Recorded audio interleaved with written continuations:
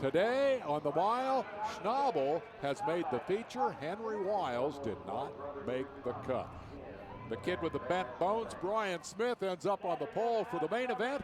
And as we get set to send 18 riders off to turn one, let's ask your average Springfield fan what this is all about. An average race fan who happens to have his name on 18 of the bikes in the feature. We'll be right back. 18. Jethro Halbert gets the provisional start based on last year's points. He did not qualify for the feature. They'll go 25 laps. We're ready for the main event in Springfield. Tension is high, Dave. The first 5 laps, everybody is on pins and needles, and you got to get out there, and because it's such a pack at the beginning with 19 riders out there, so everybody will kind of sort themselves out, and then the calculation comes in. What can I pass, when, and where? I don't like the look of those black clouds, but Brian Smith waits no time, taking the point. Jake Johnson, number 14, into second, ahead of Nicky Cummings, the youngster, on the Chris Carr satellite motorcycle. Jake Johnson on a 14 machine. I tell you, I just can't emphasize what a great job he's doing today. I love the first lap at Springfield, and a little bit of a breakaway. You don't see that very often. The top two getting a little bit of a gap as they head out onto the backstretch for the second time. Smith in command. Johnson trying to reel him back in. Joe Kopp in third, 22 Nick Cummings, Willie McCoy in the 59, and there's Chris Carr 4, but I'm concerned, where's that number 1 rider? Bad start for Coolbeth, the national champion, last year's winner of this race, in a battle with Chris Carr that folks are still talking about. Carr with such a long history of success here, number 4, 7 times the national champion. There's the number 1. That would be 6th spot as Coolbeth picks up a position. Out onto the backstretch. Keep the wheels in line. Keep the momentum up. Front pack starting to tighten. Kopp, number 3, reeling them in off the draft of Jake Johnson. Now, we've seen it in the past. The leader doesn't want to try to do a breakaway and overheat his tire. What happens then is that the tire lug itself blisters, and then I've got a tire problem, Dave. Save the tire. Keep the wheels in line. Keep the momentum up. It's complicated business as they go 3 wide back there for about 7th, 8th, and 9th. With the Ducati in the middle of that with Larry Pegram, number 72. Chris Carr's looking around the outside of Nick Cummings, his teammate there, so maybe those two will look to see if they can hook up together and get to the front.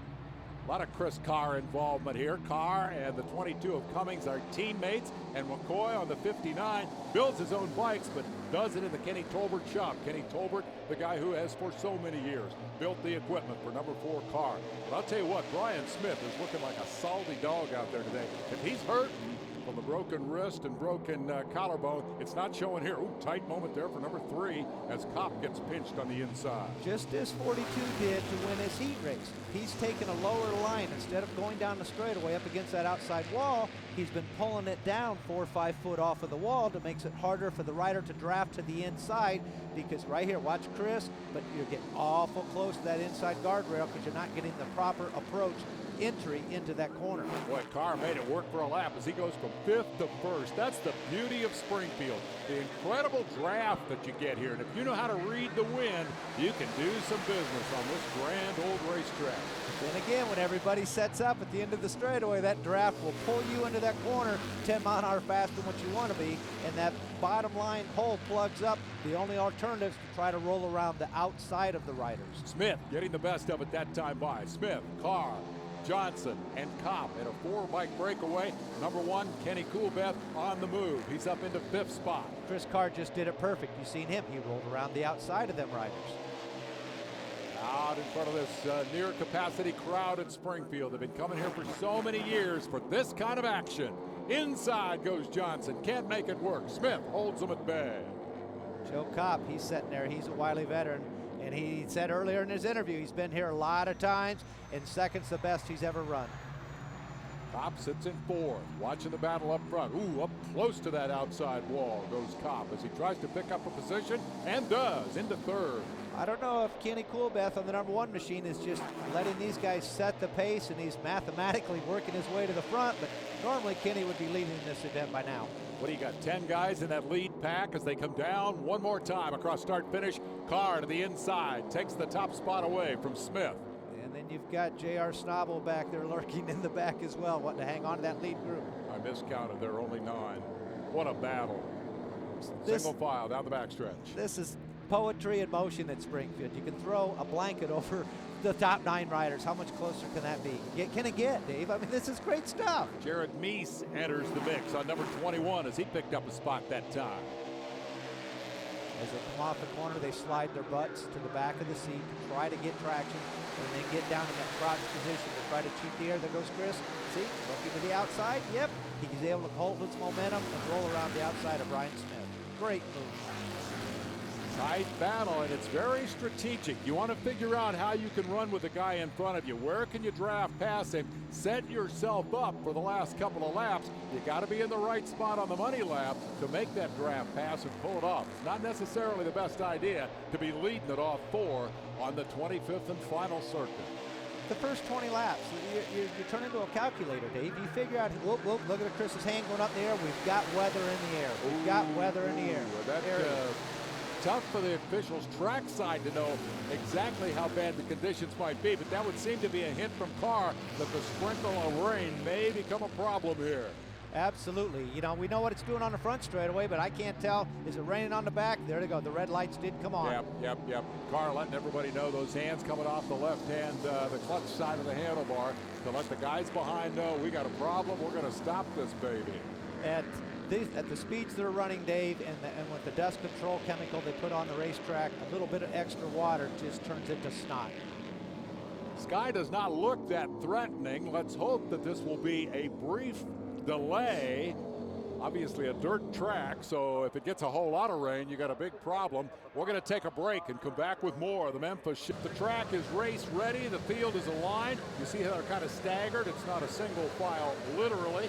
You don't want guys running into the back of the guy in front of them. We're back underway in Springfield. Your pole sitter back out front. Number 42, Smith, and Chris Carr all over him. And you got Joe Kopp in third. Coolbeth got a good restart. They're side by side for 4th as they come off the corner. And that's Joe Kopp trying to make a move on Jared Meese, who has steadily moved forward. Big tangle back in the pack. Looks like Coolbeth in trouble. Goes way to the outside of the racetrack. He got bumped pretty hard. Is he okay? Well, it looked like J.R. Schnabel on the 33 machine bounced off the wall there for an instant. But I don't know. Did Kenny forget to turn his fuel on? Because his motorcycle failed miserably there. Man, he is way back in the ruck, and it was a huge moment for Schnabel. Suddenly, the guy who's in front of you and supposed to be wide open is backing right into you. Scary moment. Everybody comes out of it okay. The race is on. The big beneficiary, I think, of that restart was Jared Meese in that 21 machine. He's right on the back of Chris Carr, number 4, right now. He was back at the tail end of that 9-rider draft when the rains came. Now he's 3rd ahead of Kopp as Smith, again, leads him off the corner. I remember J.R. Schnabel saying before the race, the guy gets too close to you, reach over there at 130 mile an hour, give him a little slap on the thigh, let him know you're there.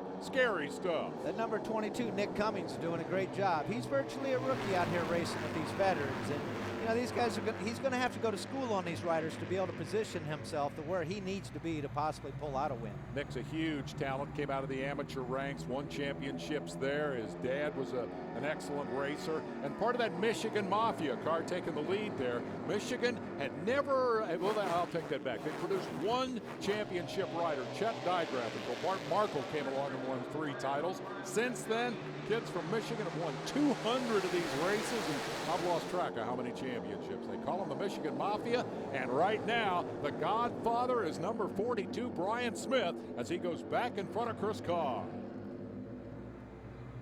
Down the backstretch, side by side for 5th spot, top 4 in line. Who's going to make the move as they hit 3? Carr's looking inside, Meese looking inside. Carr gets a spot, Meese does not. Said a big thing that's gone wrong here is where's Kenny Coolbeth at? He's always racing up front, so all of a sudden, you know, you've got different players up in the mix of this game. Start to wonder now if Coolbeth may have some sort of ongoing problem with that motorcycle. Keep your eye out for number 1 as the battle continues up front. I am impressed with the work that Meese has done here, coming through the semifinal. Didn't look like much of a challenger in the heat race, but he's in the thick of the fight now on that number 21. Screaming Eagle Harley Davidson looking looking for the lead as they hit turn 4. Carr takes the spot from Smith, and Meese is tucked right in there in third. Well, Craig Rogers Racing's been around a long time. When they got the opportunity to snatch up Jared Meese as a rider, they went for it. Jake Johnson on the tail end of that draft. That would be, I believe, 7th spot. Still no sign of number 1 as a 42 and 4 of Smith and Carr continue to swap the lead. Meese tries to find a way through. And right there in the thick of it with them, that number 3 of Joe Kopp, looking for his first ever Springfield win. Nick Cummings inside. Is a room? No. Number 22. That is tight. That is a tight pack. Look at that. I mean, that's where you depend on the riders, you know, out there to let you know. They talked about that little tap on the kneecap as I go by. You know, hey, I'm out here, Dave. Give me a little bit of room. And, you know, they've got a lot of respect for one another. At these speeds, you have to, because if I bump your handlebar with my knee, there's only one thing that's going to happen. You're going to crash. A lot of faith in your fellow man as we get a new leader. Joe Kopp emerges from that backstretch battle to take the top spot. Oh, what a great shot with that camera down the back straightaway. You can see them, the riders actually look over one another and try to size people up. It's your peripheral view. Who's where and where they're at. Now, do you think they know Jake Johnson on 14 is coming around the outside? I don't think so, but what a great move. Chris will know soon if he keeps his momentum up. Johnson can't pull it off, has to duck back in behind the 21 of Meese in 4th spot. Tight 6-7 rider pack up front. I just seen somebody go high there. Turns 2. I don't know if it was Jake or not. Like he might have had a problem. Slipping wide, losing a spot. Johnson goes back to 4th.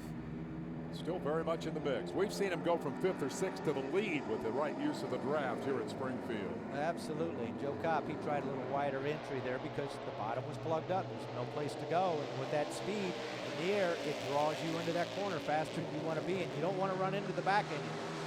One of the greatest main events I've ever seen in any form of racing was here at Springfield back in the 80s. 17 guys in the main event, and they finished within about 10 bike lengths. Every bike running strong, everybody still in the draft. Who's that in trouble on the outside? Jake Johnson, he's up high with his hand. He's up high off of turn 2 with his arm in the air. It's exactly what you're supposed to do. Get out of the way. Johnson breaks the bike. The Harley goes to the sidelines as the battle continues up front. It is now Meese in the 21 putting the pressure on the leader, Brian Smith. For all the scrambling that has gone on behind him, Smith has been able to consistently maintain the pace, lead laps. He looks tough to beat today, but Carr's on the bottom. It's him and Chris. It's their show right now, sizing one another up. They're pulling everybody else along.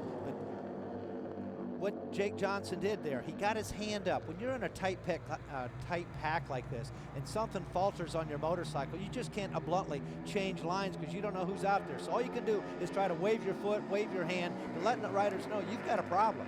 If they tangle, it can be huge as close as they're running to one another. Give a call to Jethro Halbert. He was your professional starter on that number 69 bike, but he's up there in that lead pack. There he is in the red leathers, right at the tail end of that group, which would be, I can't count them that fast, somewhere around 9th or 10th. Right behind Willie McCoy in the 59 machine, that's for sure. That pack is unbelievable. There's out. Oh, got a yellow flag out off of turn 2, whether somebody is broken down or we don't know, but I'm with you. I love that camera, but it needs another 40 miles an hour. These guys running 130 down the straightaway. The camera holds its own for the first half of the straight, and then they go flashing by, this time with Carr in the lead and a couple of bike lengths gap on Smith. The reason for that yellow, the corner work was just letting riders know that somebody had broken down and was on the inside of the guardrail. So he's out of the way, but I see a puff of smoke out of somebody. Race continues. Black clouds continue to loom. And slipping wide off the groove, dropping back. 22. Is it 22? No, Mickey 22. Cummings? No, he was there. He's still up there. We'll have to wait and see if the rider comes into the shot. Back to the lead goes number 42, Brian Smith, ahead of Carr. Carr, such a wily veteran. You know that he is sizing that 42 bike up, trying to figure out where to make the move on Smith to try to win the race. Doesn't pay anything for the first 24 laps. So Carr has taken the measure of the opposition there, trying to figure out where he wants to be on the last lap. Right now, he wants to be out front. That little puff of smoke seems to be coming from the number 21 machine, Jared Meese. But Dave, you can't emphasize enough on the physical conditioning of these riders out there to be able to hang on and wrestle these 320-pound motorcycles, and every time you flick your leg out there to the left, the wind catches it, and it's like a rudder. It wants to literally pull you off the motorcycle. Never mind the mental game. Running this fast, this close together, handlebars inches apart. Tiny mistake can be disastrous. Chris Carr just reached over and tapped Brian Smith. Hey, Brian, I'm out here. And plenty of room. Through it, Meese takes the lead. The number 21 out of the semifinal. Ooh. And into the lead, we got a bike down. 72F, Larry Pegram. Inside 5 laps to go. We'll have another red flag. We'll take a break and be right back. Restart of the day with Brian Smith, your pole sitter, still back out front. Carr gets a great start. And number 1, he started on the tail. That's Kenny Coolbeth, and we have an update on Coolbeth. During the red flag, they have diagnosed the problem with that motorcycle. It's an intermittent electrical problem with the coil. In a straight line, the bike runs fast. In the corners, it's cutting out. But they're not allowed to work on the bike during the red flag. So that's Coolbeth's problem. Can he get the thing to run fast enough to finish the race? Whoa, trouble! Right. Big crash. Rider number 33, J.R. Schnabel, made contact with another rider and took his handlebars right out from underneath him. That's what I mean. If you run in the corner underneath somebody, my knee takes your handlebar, that's what happens right there. So we didn't get far that time. Yet another red flag. It is the third of the day. One for weather, one for a crash, and now this for Schnabel. That bike is badly beaten up, and Schnabel doesn't look very happy. Let's see what happened here. Right there. 21, Jared Meese. Jared Meese got into JR. JR slid up and barely kissed the airbags. That safety barriers. Well, now we know what happens when you fall off at 130 miles an hour. There. Here's your contact on the bottom. Meese, I don't know. That looks like kind of a... Well, his knee got into his handlebar. I mean, yeah, Jared was driving underneath him, and it looked like when JR was leaning down, they just made contact. And when that rider takes your handlebar, you're done. Schnabel's okay, but he's obviously on. Yet another restart, the third of the day, the Springfield Mile. Only 5 laps left. Brian Smith and Chris Carr in a drag race to turn 1. Give it to Carr with Meese tucked in third. Kenny Coolbeth, prior to this red flag, has mathematically worked his way up, but when they reverted back a lap, it put him back in 10th again. Coolbeth's motorcycle has apparently come back to life, but he's about 10th as they go down the backstretch yet again. Couple of things. The rules don't allow you to work on the bike on a red flag, so if his bike is fixed, it fixed itself. Here he comes around the outside, number 1, picking up a spot there. The other thing is they did allow them to put fuel in the motorcycles because this is going to run an extra lap or 2. They must run 5 laps at the finish, 5 green flag laps to make it a race. The other huge surprise here, running 4th out onto the backstretch, is Jethro Halbert. Did not qualify, took a provisional based on his points from last year, and look at him running 4th, challenged by Willie McCoy on the number 59 and Kopp on the outside on number 3. This is going to be intense. Carr slips back to 3rd. Meese gets around him. Here comes Kenny Coolbeth. He passed 3 riders on the outside in turns 3 and 4, Dave. He's on a charge. That motorcycle did heal itself. Now he's up into 4th position. This is going to be a big deal because he hasn't been up there all day. Big deal, and he's doing it on the outside. Man, you talk about coming to life. Kenny Coolbeth, winner here last year in a battle with Chris Carr that they're still talking about. It was pretty controversial as they head down the backstretch. Carr is second on the 4. Coolbeth number 1, challenging on the outside, going after Smith. Carr maybe trying to make a breakaway. At this point, you want to leave him behind? Well, he has no clue Kenny Coolbeth is coming, and Joe Kopp's seen that outside move that Kenny was using, and he was trying to hook on desperately to Kenny. Now you got Nick Cummings, 22, so he follows Kenny. Now Nick dives the inside. Kenny takes that outside approach, drives right around the outside of these guys. That groove has gotten so wide, everybody's used to pinching the inside. Kenny's rolling the outside, keeping his momentum going, and it's like freewheeling through the corner. And number 42, Brian Smith, who has led this race so much today, back to 3rd briefly, dives up into 2nd, and Coolbeth goes around him on the outside. It's Coolbeth and Carr again at Springfield. This is the way it came out down to last year. You know, Dave, we had the white flag coming up. We'll see who's got what. Now, they have not tested Kenny the whole race. Kenny's making his own moves. Where do you want to be on the last lap? I'm thinking Coolbeth wants to be on the outside of somebody. back to the front. Brian Smith, 42, coming off of turn 2. Watch the move. He's clear down to the inside. He's trying to break the draft, Dave. Carr doesn't know whether to go with him or not, elects not to. Great move by Smith, breaks the draft. Around the outside comes Coolbeth. Can he go all the way to the front? Carr's got the bottom covered. Here they come, run to the checkered flag. Brian Smith with a brilliant move on the backstretch, breaks the draft. He gets one move down the front. Coolbeth drafts him but can't get by, and Brian Smith wins the race. Wow. What a great finish, but Chris Carr, he let up a little bit coming off of turn 4 to let Kenny come in, so he didn't take his handlebar out. Chris could have pushed the issue there, I feel.